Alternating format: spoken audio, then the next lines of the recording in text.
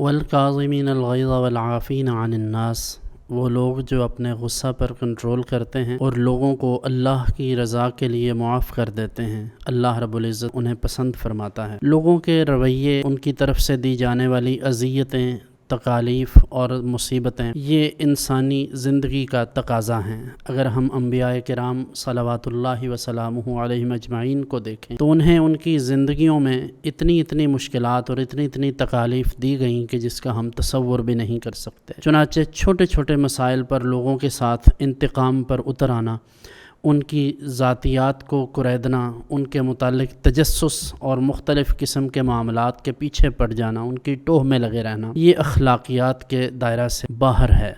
हमें इस सिलसिला में मोहतात रहना चाहिए और अगर किसी से कोई गलती सरज़द हो जाए तो उसे उसकी गलती पर अल्लाह की रज़ा के लिए मुआफ़ कर देना चाहिए।